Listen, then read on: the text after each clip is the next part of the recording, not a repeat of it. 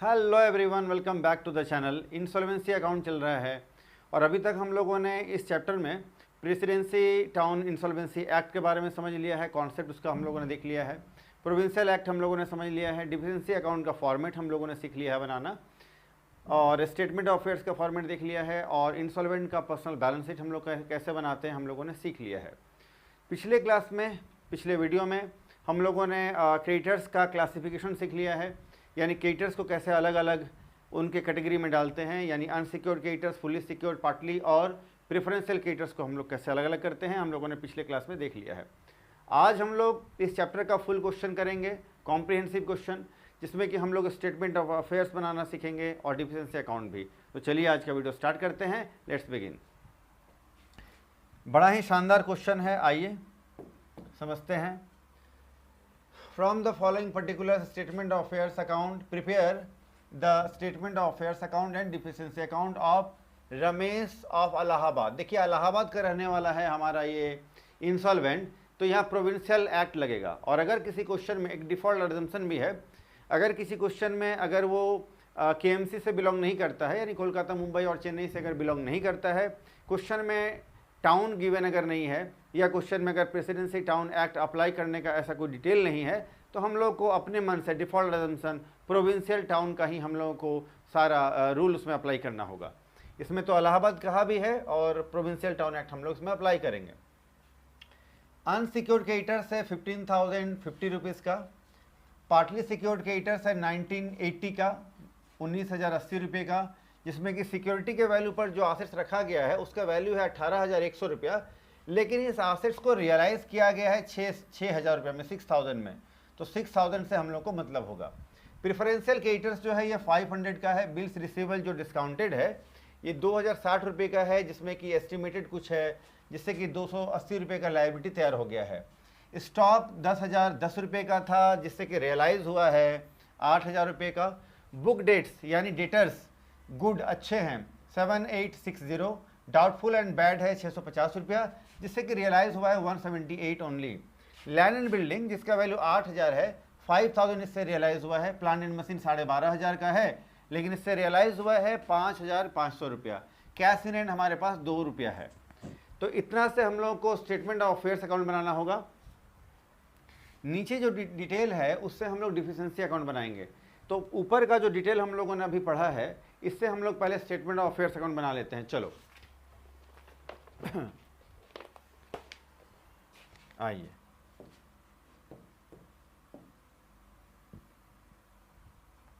ये रहा आपका स्टेटमेंट ऑफ अफेयर्स अकाउंट का फॉर्मेट। लाइबिलिटीज़ और एसेट साइड। लाइबिलिटीज़ साइड में हम लोग ये जो पहला कॉलम है ग्रॉस लाइबिलिटी, किसी भी लाइबिलिटी का ग्रॉस अमाउंट यहाँ लिखेंगे हम लोग, जितना कि हम लोगों का ग्रॉस अमाउंट है, टोटल अमाउंट है। जैसे कोई लाइबिलिटी अगर 10,000 का है तो हम लोग 10,000 यहाँ लिख लेंगे, लेकिन अभी उसको पे कितना करना है, तो पे करना है बस 8,000 ही पे करना है, तो एक्सपेक्टेड टू रैंक हम लोग 8,000 कर देंगे। यानी जिस लाइबिलिटी को अभी हम लोग को पे करना है, जो पेबल अभी है ना, तो उसको हम लोग एक्सपेक्टेड टू रैंक करेंगे। जिसका रैंकिंग करना है पेमेंट के लिए, उसको लिखेंगे इस अमाउंट कॉलम में।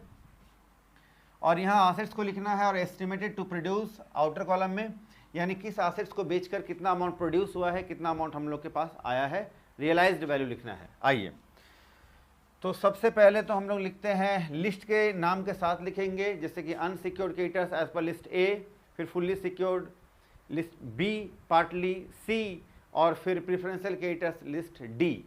चलिए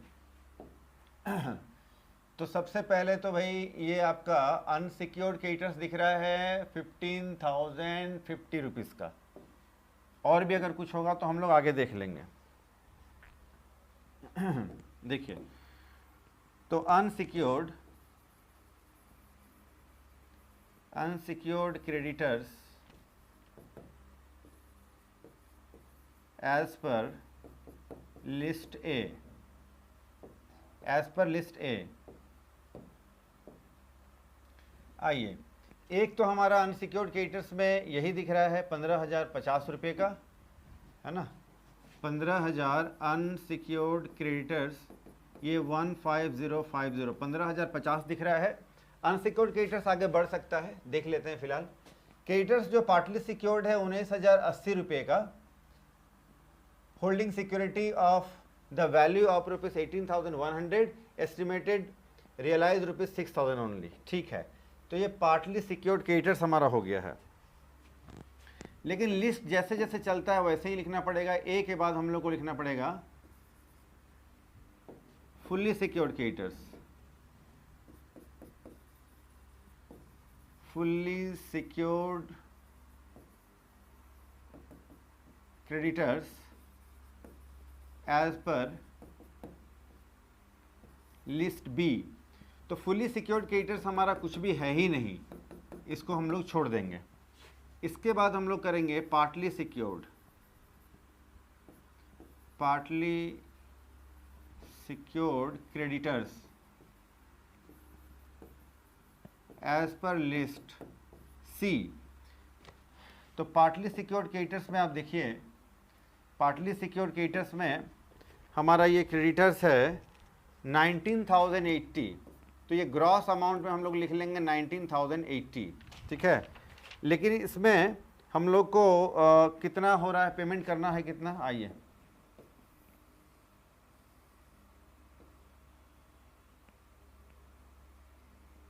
देखो जी। तो ये अमाउंट हमारा आ रहा है 19,080। ठीक है, लेकिन इसमें हम लोग कर लेंगे लेस हम लोग कर लेंगे एस्टिमेट टू सिक्योरिटी, यानी सिक्योरिटीज़ हम लोगों ने रखा था, वो सिक्योरिटी 18,100 रुपये का है, लेकिन उसको रियलाइज़ हम लोगों ने किया है सिर्फ 6,000 हम लोग को मिला है। तो 6,000 हम लोग को मिल गया है, यानी 19,080 रुपीज़ का है हमारा ये क्रेडिटर्स, जिसमें 6,000 हमारा सिक्योर हो गया। बाकी का पैसा का हम लोग को पेमेंट करना होगा 13,080। ये हो गया अनसिक्योर्ड क्रेडिटर्स। इसके बाद आता है प्रेफरेंशियल क्रेडिटर्स।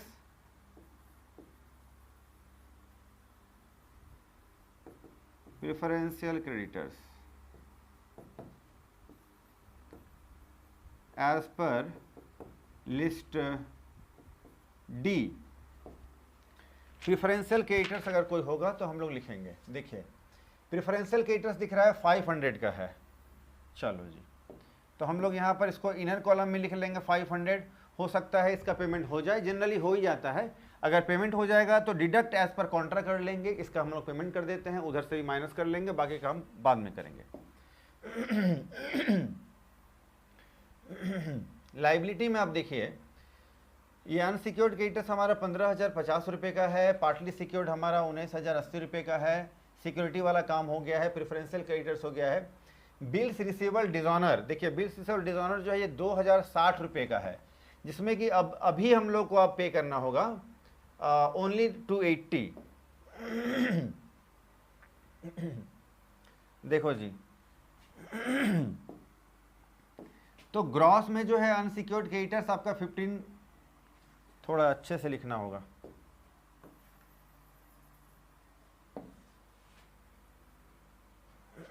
देखो ये आपका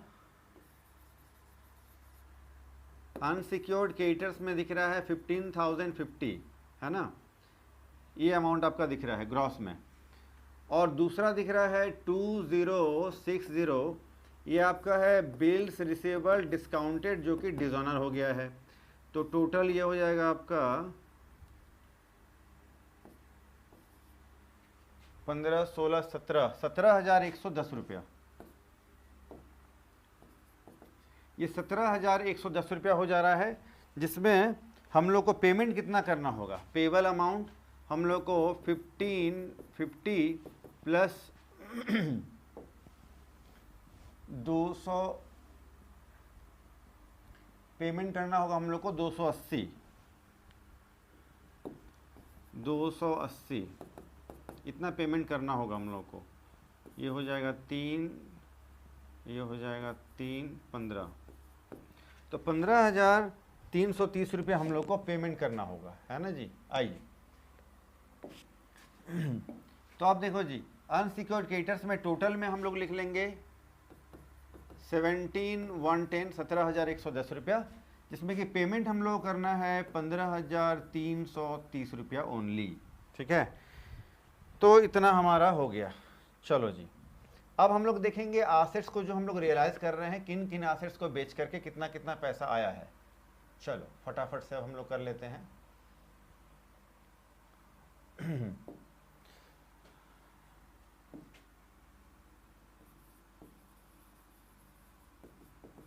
प्रॉपर्टीज एज पर लिस्ट ई, लिस्ट ई के तहत हम लोग सारे एसेट्स को रियलाइज करेंगे।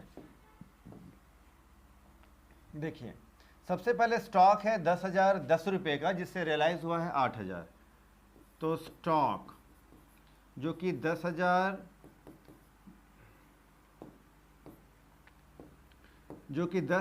10 रुपये का है, लेकिन 8,000 इससे रियलाइज हुआ है। ठीक है, इसके बाद बुक डेट्स है। बुक डेट्स का अलग लिस्ट बनाएंगे डाउटफुल डेट्स के साथ। लैंड एंड बिल्डिंग 8,000 का है, 5,000 रियलाइज हुआ है। लैंड एंड बिल्डिंग 8,000 का है, इससे 5,000 रियलाइज हुआ है। ग्रॉस वैल्यू को हम लोग इनर कॉलम में लिखेंगे पर्टिकुलर्स वाले अमाउंट में, और जो हम लोग को रियलाइज हुआ है एसेट्स बेच करके एस्टिमेटेड टू प्रोड्यूस कॉलम में, आउटर कॉलम में हम लोग लिखेंगे। तो लैंड बिल्डिंग 8,000 का बेच करके हम लोगों को 5,000 सिर्फ रियलाइज हुआ है। मशीन एंड प्लांट, यानी प्लांट एंड मशीन 12,500 का है, जिससे 5,500 मिला है। प्लांट एंड मशीनरी 12,500 का है, जिससे 5,500 ही हम लोगों को रियलाइज हो पाया है। इसके बाद कैश इन हैंड, अरे इसको तो सबसे पहले लिखना था, चलो कर लेते हैं, या लास्ट में ही लिख लेते हैं, क्या दिक्कत है। चलो पहले ही कर लेते हैं। चलो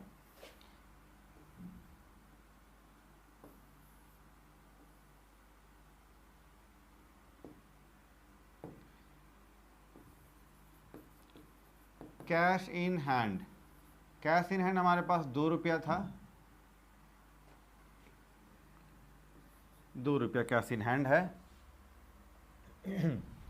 8 5 13, 13 5 18, 18,502 रुपया, 18,502 रुपये इससे हम लोग को रियलाइज हुआ है। 18,502, इसको हम लोग बोलेंगे टोटल एज पर लिस्ट ई। टोटल एज पर लिस्ट ई, लिस्ट ई का टोटल हम लोगों ने किया तो इतना हो गया। चलो जी, इसके बाद अब हम लोगों को करना है वो बुक डेट वाला, ABCDEF, इसको हम लोग बोलते हैं book debts as per list F.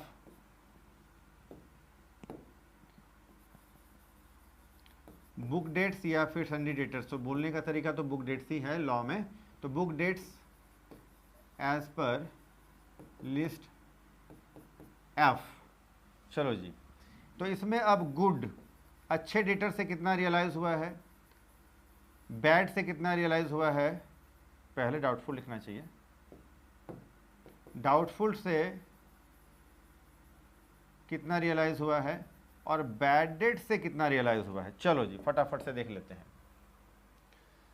तो ये आपका गुड डेटर्स है 7860 और बैड है 650, जिससे 178 रियलाइज हुआ है। चलो, तो गुड है 7860, जिससे कि 7860 ही रियलाइज होगा। 78, अच्छा इसको टोटल कर लेंगे हम लोग, 7860 सही है, 7860। डाउटफुल और बैड इन दोनों को मिला करके है 650, जिसमें कि 178 हम लोगों ने रियलाइज किया है। ठीक है, चलो इसके बाद अब हम लोग लिखेंगे bills of exchange. Bills of exchange हालांकि है नहीं, लेकिन लिस्ट लिखना पड़ता है, रूल है। तो bills of exchange as per list ji,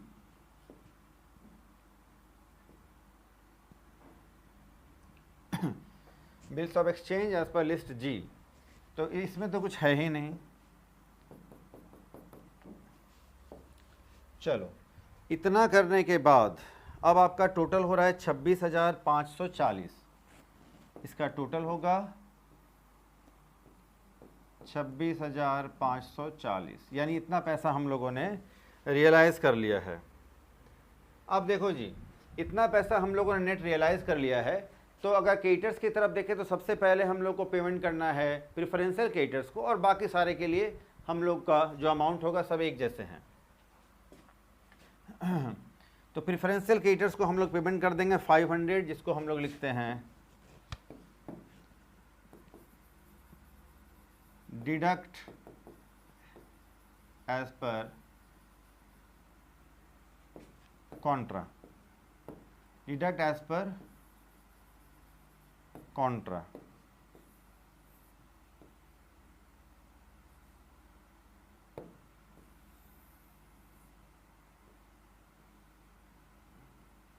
deduct as per contra कितने का है?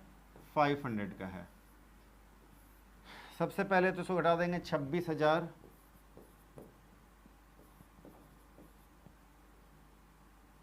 26,040 रुपया हो जाएगा, है ना। देखिए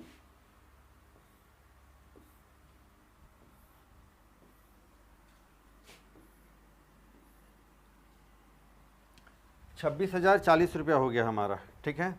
अब देखिए लायबिलिटी साइड का अगर हम लोग टोटल करते हैं तो ये टोटल हमारा होगा, लायबिलिटी साइड का टोटल करेंगे 28,410। और आपको पता होना चाहिए कि टोटल लायबिलिटीज पे करने में कोई भी पर्सन या बिजनेसमैन अगर असक्षम है, is not capable to pay his amount of deficiency और the whole amount of liability, तभी तो उसको हम लोग इंसॉल्वेंट बोलते हैं। तो टोटल लायबिलिटी 28,410 रुपया हो रहा है, और उसके पास जो टोटल सारा असेट्स को बेच बाच करके पैसा आ रहा है 26,040 रुपया सिर्फ आ रहा है उसके पास।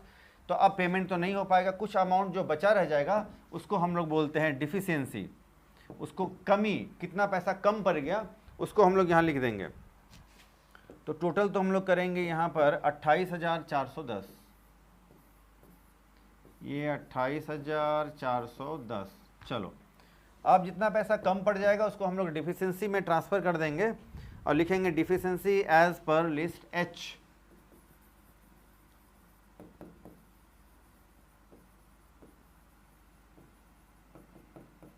लिस्ट एच कितना पैसा कम पड़ रहा है?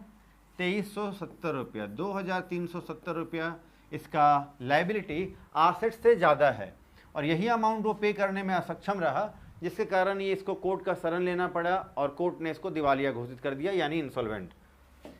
ये जो हम लोगों ने 500 इधर पे किया है प्रेफरेंशियल क्रेडिटर्स को, अमाउंट हम लोगों ने अंदर में देखिए लिख करके रखा था, आपको यहाँ भी कर लेना पड़ेगा डिडक्ट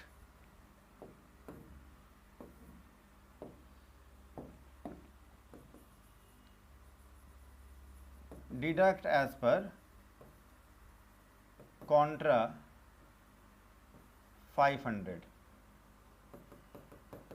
500 का जो आपका प्रेफरेंशियल क्रेडिटर्स था 500 हम लोगों ने पे कर दिया, बात बन गया। चलो अब हम लोग को बनाना है डिफिशियंसी अकाउंट, यानी इसके डिफिशियंसी के कारण क्या क्या हैं।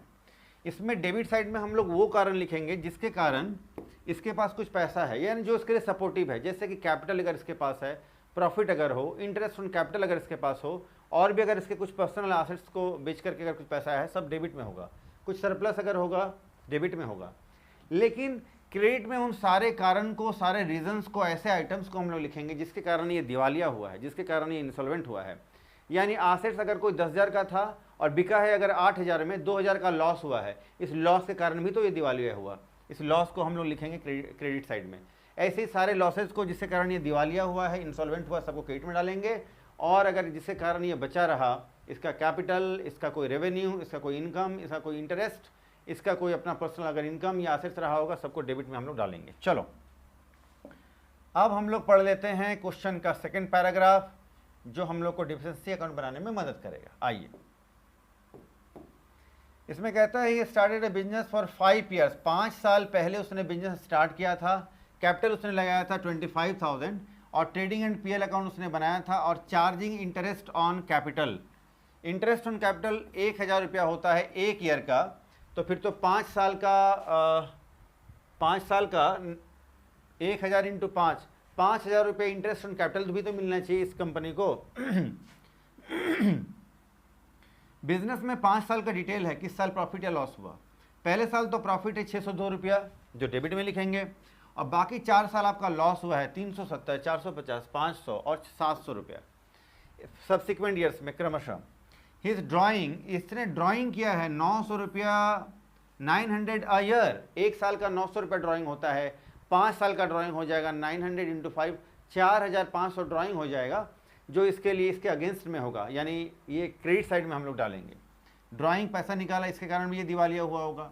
There was a speculation loss of ₹1590, इसने जुआ वगैरह खेला है और 1590 रुपये इसका लॉस हो गया है पिछले पूरे 5 साल के पीरियड में। तो 1590 रुपये पूरे 5 साल के पीरियड में लॉस हुआ है, एक बार हम लोग इसको भी डालेंगे। चलो जी, और आसेट से या लायबिलिटी से कारण जो कम ज़्यादा हुआ वो भी हम लोग लिखेंगे। चलो, तो सबसे पहले तो हम लोग लिख लेंगे लेफ्ट साइड में जो उसके पक्ष में है, यानी सबसे पहले तो कैपिटल जो 25,000 का है। इसके बाद इसके लिए सपोर्टिव कौन है जी, क्या है, यह है interest on capital, interest on capital. Interest on capital एक साल का 1000 है तो 5 साल का 5000 हो जाएगा। एक साल का प्रॉफिट है, प्रॉफिट 602 रुपये का है, बस यही इसके पक्ष में है। इसके बाद तो सब कुछ अगेंस्ट में है। Losses from business, losses from business, business का जो लॉस है, ये लॉस कितना कितना है जी, लॉस है 370, 450, 500, 370, 450, 500, 700। ये 4 साल का लॉस है और इकट्ठा कर लेंगे तो ये हो जाएगा 2020 रुपया। एक तो ये लॉस हो गया। इसके बाद इसने ड्राइंग किया है, ड्राइंग्स देखा था हम लोगों ने, एक साल में 900 रुपये का ड्राइंग किया है, 5 साल में 4500 रुपये का ड्राइंग इसने किया है। ये भी इसको दिवालिया होने में मदद किया है। चलो आ जाइए। इसके बाद और तो कुछ पैराग्राफ में दिख नहीं रहा है। अब हम लोग आ जाते हैं स्टेटमेंट ऑफ अफेयर्स में। देखिए, आसेट्स जो कम पैसे में रियलाइज हुआ है वो भी एक लॉस का कारण है, इसको भी हम लोग क्रेडिट साइड में डालेंगे। जैसे कि स्टॉक में देखिए 8000 रियलाइज हुआ है तो 2010 रुपये कम रियलाइज हुआ, उधर डालेंगे क्रेडिट साइड में। लैंड एंड बिल्डिंग में 3000 रुपये कम रियलाइज हुआ है, उधर डालेंगे। प्लांट एंड मशीनरी जो 12.5 का था 5.5, यानी 7000 रुपया जो कम रियलाइज हुआ, ये भी लॉस है बिजनेस के लिए, जो इसको दिवालिया बनाया है, ये भी एक रीज़न है, इसको क्रेडिट साइड में डालेंगे। गुड डेटर्स तो सही है, लेकिन डाउटफुल डेट्स जो कि आपके 650 का था 178 ही रियलाइज हुआ है, दोनों के डिफरेंस का अमाउंट लॉस है, क्रेडिट साइड में डालेंगे। चलो, तो इन सब को हम लोग डालेंगे और क्रेडिटर्स जो हैं उनको भी हम लोग देखेंगे अभी। चलो, तो एसेट्स वाला काम कर लेते हैं पहले। अदर लॉसेस का नाम दे देंगे इसको हम लोग, या losses from assets, losses from assets and properties. तो फिर एसेट्स, स्टॉक, स्टॉक में 2000 का लॉस है, प्लांट एंड मशीनरी में 7000 का लॉस है। इसके बाद लैंड एंड बिल्डिंग में 3000 का लॉस है, और इतना तो फिलहाल दिख रहा है। आइए, ये एसेट साइड का हम लोगों ने सारा लॉस इकट्ठा कर लिया है। चलो, ये हो जाएगा आपका। अच्छा, और भी अगर कुछ होगा देख लेते हैं। चलिए, इसके बाद हम लोग देखेंगे लायबिलिटी साइड में। तो ये देखिए, ये तो आपका ये लायबिलिटी जो आपका 17,110 था, हम लोगों ने इतना पे किया। सिक्योर्ड, यहाँ तो सब सही है। आइए, लेकिन एक जो हम लोग का जो बिल्स रिसीवेबल हमारा जो था, उसके कारण भी हम लोग को लॉस हो गया है 2060 रुपये का। आइए, उसको भी हम लोग मेंशन कर लेते हैं। चलो जी, तो ये हो जाएगा bills discounted and dishonour, bills discounted and dishonoured, 280 रुपये का बिल है।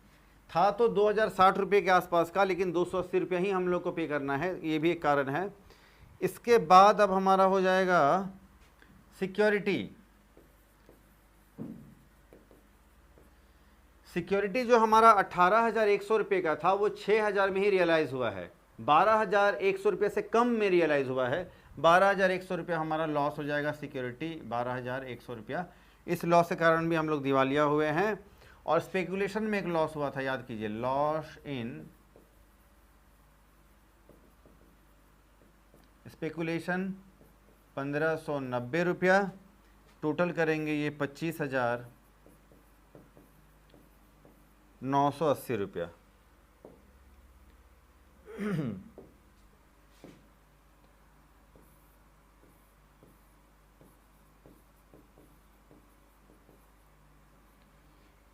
इसका टोटल लॉस है 32,972 रुपया।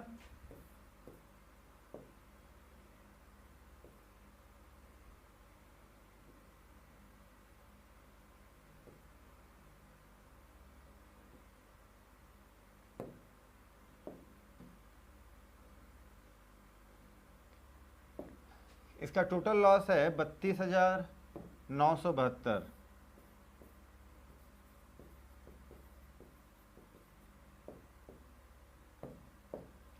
जिसमें कि इतना पैसा वो ला सका है। तो 32,972 में से ये 25,5 30,602 रुपये हम लोग माइनस कर देंगे, तो जो अमाउंट बचेगा वही अमाउंट होगा आपका डिफिशियंसी का। डिफिशियंसी का जो अमाउंट है आपका 2,370 रुपया।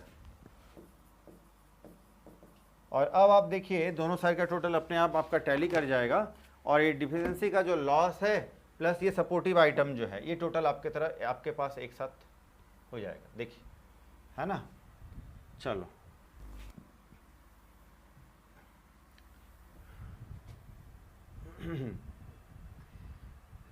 तो आप देख रहे होंगे ये बड़ा ही आसान है।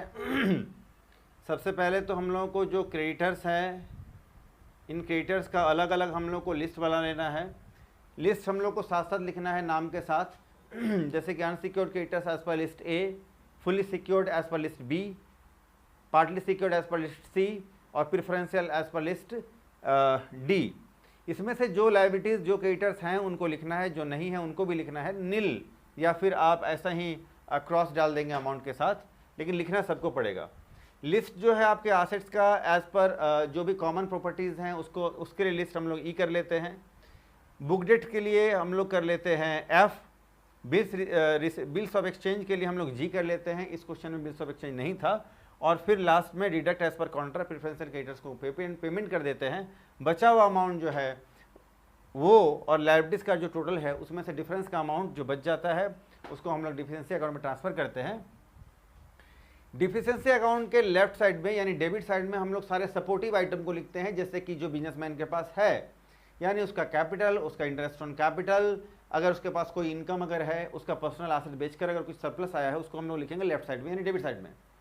क्रेडिट साइड में हम लोग लिखेंगे उन सारे आइटम्स को जिसके कारण उसका लॉस बढ़ा है और जिसके कारण वो इंसॉल्वेंट हुआ है आज। और इसी के साथ आज हमारा ये क्वेश्चन कंप्लीट हो गया। आप इसका स्क्रीनशॉट ले सकते हैं। तो अब हम लोग नेक्स्ट क्लास में फिर नए किसी क्वेश्चन के साथ मिलेंगे जिसमें कि कुछ नए आइटम्स होंगे, नया एडजस्टमेंट होगा, नया कुछ हम लोग सीखेंगे। तो आज हम लोग इतना ही करते हैं। वीडियो को आप लाइक करें, फ्रेंड्स को शेयर करें, चैनल को सब्सक्राइब करें। फिर मिलते हैं नेक्स्ट वीडियो में किसी नए क्वेश्चन के साथ, नए टॉपिक के साथ। तब तक के लिए टेक केयर, बाय।